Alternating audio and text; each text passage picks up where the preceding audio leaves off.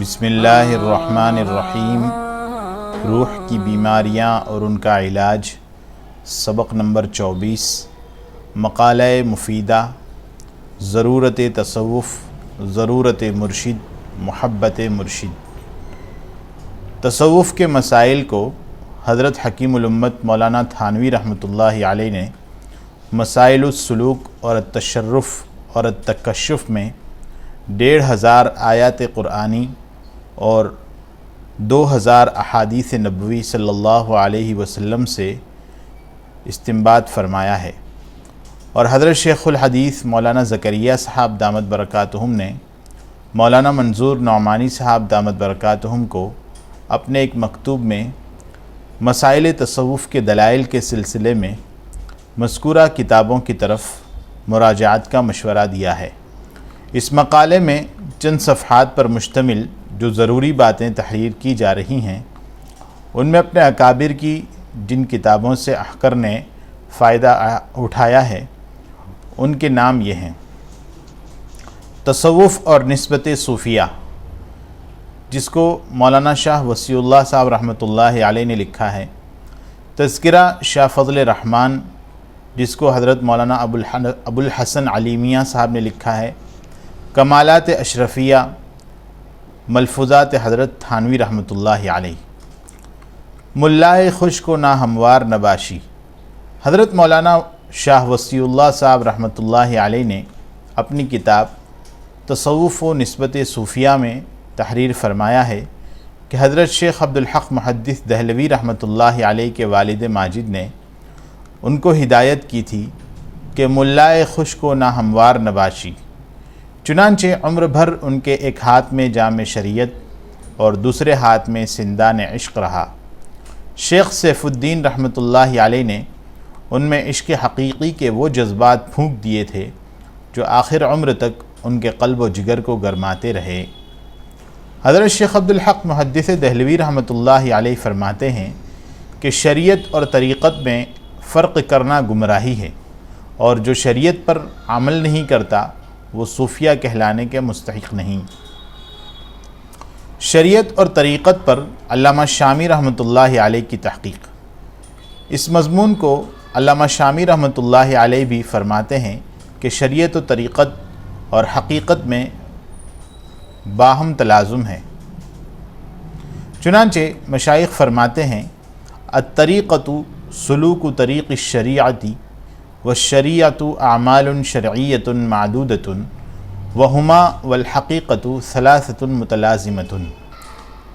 اور علامہ شامی رحمۃ اللہ علیہ فرماتے ہیں: ان علم الاخلاص والعجب والحسد والریاء فرض عین ومثلها غیرها من آفات النفوس كالكبر والشح والحقد والغش والغضب والعداوة والبغضاء والطمع والبخل والبطر والخيلاء والخيانة والمداهنة والاستكبار عن الحق والمكر والمخادعة والقسوة وطول الأمل ونحوهما مما هو مبين في ربع المهلكات من الأحياء الى آخری۔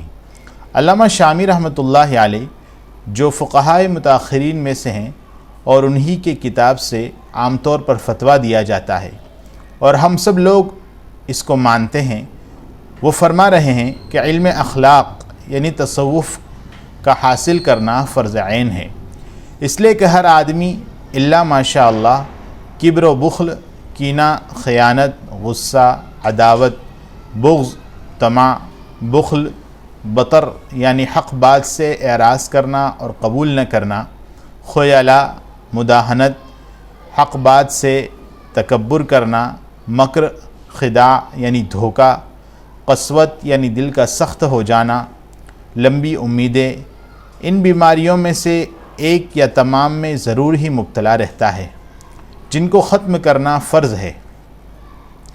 حضرت حکیم الامت تھانوی رحمۃ اللہ علیہ کا ارشاد۔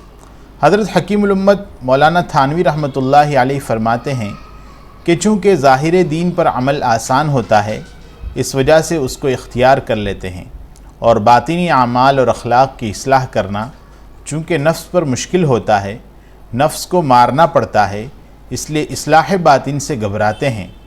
نیز یہ بھی فرماتے ہیں کہ اس کام کے لیے آدمی کو عالی ہمت اور بلند حوصلہ ہونے کی ضرورت ہے، کیونکہ اس راہ میں تعلقات غیر اللہ پر تعلق مع اللہ کو غالب کرنا پڑتا ہے، مگر یہ لوگ اللہ تعالیٰ پر تو صبر کر لیتے ہیں اور غیر اللہ سے تعلقات پر صبر نہیں ہوتا۔ احقر اختر عفی عنہ ایک بزرگ کا عربی شعر نقل کرتا ہے، لِكُلِّ شَيْءٍ إِذَا فَارَقْتَهُ عِوَضٌ وَلَيْسَ لِلَّهِ إِن فَارَقْتَ مِنْ عِوَضٍ۔ ہر چیز جس سے تم جدا ہوگے اس کا بدل مل سکتا ہے، مگر اللہ تعالیٰ سے تم کو جدائی ہو گئی تو حق سبحانہ تعالیٰ کا کوئی ہمسر اور بدل نہیں۔ علامہ شامی رحمۃ اللہ علیہ نے علم الاخلاق کو فرض فرمایا، جیسا کہ اوپر گزر چکا ہے، لیکن فقط علم سے کام نہیں چلتا، دانستن اور داشتن میں فرق ہے۔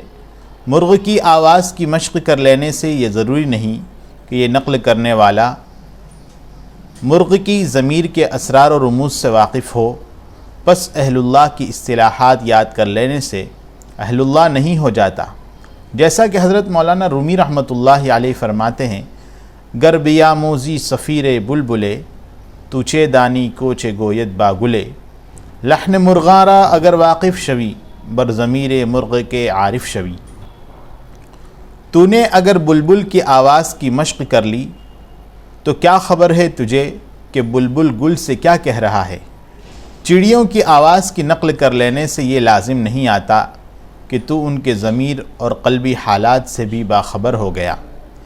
حضرت حکیم الامت رحمۃ اللہ علیہ فرماتے ہیں، چونکہ بغیر رہبر کامل کے اخلاق کی اصلاح ناممکن ہے اور اصلاح نفس فرض ہے، پس فرض کو حاصل کرنے کا مقدمہ یعنی ذریعہ بھی فرض ہوتا ہے، اور یزکیہم میں فعل تزکیہ اس کی تائید کرتا ہے، اور مزکی کی ضرورت ہے۔ تزکیہ فعل متعدی ہے جو صرف اپنے فاعل پر تمام نہیں ہو جاتا، یعنی مزکی بھی ہو اور مزکا بھی ہو اور تزکیہ بھی ہو۔ جیسے مربع بغیر مربی کے نہیں بنتا۔ اب اگر آملہ کا مربع چاندی کے ورق کے ساتھ کوئی تقویت قلب کے لیے کھائے تو وہ آملہ جو غیر مربع ہے، اگر وہ بھی ہم سری کا دعویٰ کرے اور مطالبہ کرے کہ ہمارے اوپر بھی چاندی کا ورق لگاؤ اور ہمارے ساتھ بھی وہی اعزازی برتاؤ کرو، تو آپ کیا جواب دیں گے؟ پس وہ علماء جو بزرگوں کے صحبت یافتہ اور تربیت یافتہ ہیں، ان کی شان نسبت اور شان مقبولیت کو اسی طرح قیاس کر لیا جاوے۔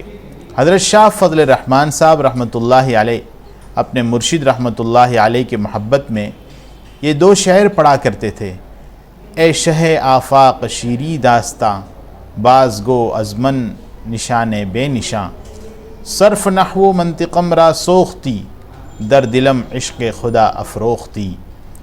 اے شاہ محمد آفاق شیری داستاں، مجھ سے حق تعالی شانہ کے قرب کی باتیں کیجیے۔ آپ نے ہمارے صرف و نحو اور منطق کے پندار کو جلا کر ہمارے قلب میں حق تعالی کا عشق روشن کر دیا۔ حکایت حضرت شیخ الہند رحمۃ اللہ علیہ۔ اخکر سے حضرت مفتی محمود حسن صاحب گنگوہی صدر مفتی دیوبند نے فرمایا کہ حضرت شیخ الہند رحمۃ اللہ علیہ ہر جمعہ کو دیوبند سے اپنے شیخ و مرشد حضرت گنگوہی رحمۃ اللہ علیہ کی خدمت میں حاضری دیا کرتے تھے۔ ایک دن ایک بے تکلف دوست نے کہا، مولانا کیوں جاتے ہو؟ گنگوہ میں کیا ملتا ہے؟ فرمایا، لطف میں تجھ سے کیا کہوں زاہد، ہائے کم بخت تو نے پی ہی نہیں۔ آثار فنائیت لوازم نسبت سے ہے۔ احقر عرض کرتا ہے کہ یہ پندار اور خودبینی اور انانیت بغیر صحبت مرشد کامل اور بغیر عطائے نسبت فنا نہیں ہوتی۔ احقر عرض کرتا ہے کہ یہ پندار اور خودبینی اور تکبر اور انانیت مرشد کامل کی صحبت کے بغیر اور عطائے نسبت کے بغیر فنا نہیں ہوتی۔ حضرت مولانا شاہ وصی اللہ صاحب رحمۃ اللہ علیہ خلیفہ حضرت حکیم الامت تھانوی رحمۃ اللہ علیہ نے اس مضمون کی تائید میں ایک عجیب اور لطیف استدلال پیش فرمایا ہے، جو احقر کو ڈاکٹر صلاح الدین صاحب سے معلوم ہوا، وہ یہ کہ حق تعالیٰ ارشاد فرماتے ہیں ان الملوک اذا دخلوا قریۃ افسدوها وجعلوا اعزۃ اہلها اذلۃ، بادشاہ جب کسی بستی میں داخل ہوتے ہیں تو اس کو تہو بالا کر دیتے ہیں اور اس بستی کے معززین کو ذلیل کر دیتے ہیں۔ حضرت ابن عباس رضی اللہ عنہما نے فرمایا کہ یعنی جب کسی شہر میں لڑائی کے ساتھ داخل ہوتے ہیں تو شہر والوں کو خراب کر دیتے ہیں اور سرداروں کو بے عزت کر دیتے ہیں، یعنی امیروں اور وزیروں کو سخت ذلیل کرتے ہیں یا قتل کر دیتے ہیں یا پکڑ لیتے ہیں۔ اور حضرت ابن عباس رضی اللہ عنہما نے فرمایا کہ اذلۃً تک بلقیس کا قول ہے، وکذالک یفعلون حق تعالیٰ کا قول ہے۔ حضرت شاہ صاحب رحمۃ اللہ علیہ نے ارشاد فرمایا کہ اس آیت سے یہ بات قلب میں وارد ہوئی کہ یہی حال تجلیات ربانی کا ہے، جب سالکین کو ذکر اور صحبت اہل اللہ کی برکت سے خاص نسبت عطا ہوتی ہے اور حق تعالیٰ کا نور قرب اس کے دل میں داخل ہوتا ہے، کما ہوا فی الحدیث ان النور اذا قذف فی القلب۔ تو یہ تجلیات ربانی اس سالک کے عجب و پندار اور تکبر اور خود بینی اور خود پرستی اور اس کی انانیت کو اوپر نیچے کر دیتی ہیں، پھر اس کا انا فنا سے تبدیل ہو جاتا ہے۔